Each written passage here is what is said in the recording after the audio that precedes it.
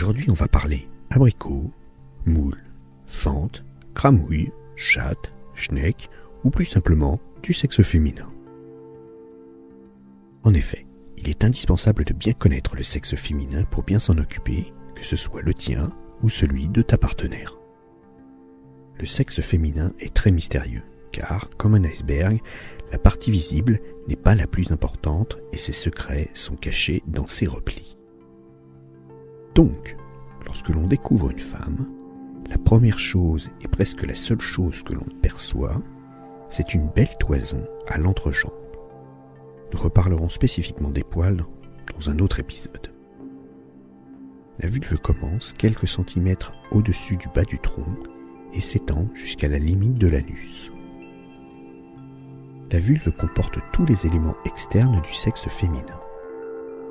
On distingue d'abord les grandes lèvres qui bordent la vulve et protègent en partant de haut en bas le capuchon du clitoris, les petites lèvres, le méate urinaire et l'entrée du vagin.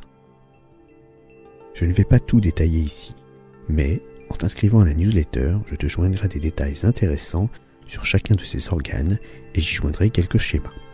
Je t'invite donc à t'y inscrire rapidement. Contrairement au sexe masculin, le sexe féminin est entièrement différencié. Chacun de ses composants a sa propre utilité. Le clitoris, protégé par son capuchon, est le seul organe uniquement dédié au plaisir. Il permet à la femme de prendre du plaisir avec ou sans pénétration. Le gland du clitoris est à l'image du sexe de la femme, la petite partie émergée d'un organe important dont les bras passent autour du vagin.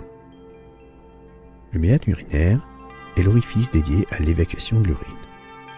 C'est un petit trou entre le clitoris et l'entrée du vagin. Il est très facile de passer à côté sans le percevoir. Sous cet orifice vient alors le vagin, qui est une sorte de conduit aplati, quand il n'est pas utilisé, qui relie la vulve à l'utérus. À partir de là, le reste des organes sont tous internes et totalement invisibles. Le vagin sert donc à recevoir le pénis du compagnon et sa semence qui permettra peut-être la fécondation.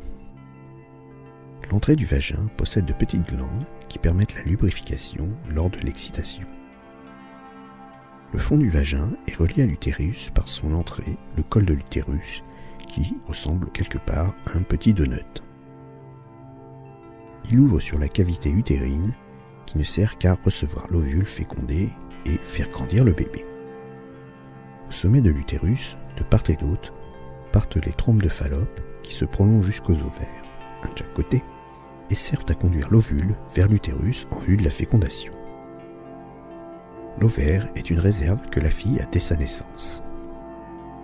Il contient un certain nombre d'ovules qui seront libérés à partir de la puberté, à raison d'une libération toutes les 4 semaines environ. La femme est donc féconde très régulièrement au cours de sa vie. Il est donc très probable de tomber enceinte lors d'un rapport lorsqu'aucune précaution n'est prise. Comme tu as pu le constater chez la femme, chaque chose a sa place et chacune a son utilité séparée. Il est donc indispensable de bien connaître sa géographie pour amener sa partenaire au plaisir maximal et ainsi la satisfaire pleinement. C'est aussi important pour toi, qui possèdes un sexe féminin, de bien connaître et découvrir les secrets de ton anatomie pour pouvoir décupler les plaisirs que tu seras capable de recevoir. Merci d'avoir pris le temps d'écouter cette vidéo. Si ce n'est déjà fait, abonne-toi et active la petite cloche pour ne manquer aucune des prochaines vidéos. Un lien dans la description t'indiquera comment t'abonner à la newsletter pour recevoir l'article complet sur le sujet. En bonus, tu pourras télécharger gratuitement l'e-book des 7 péchés capitaux qui nuisent à ton couple.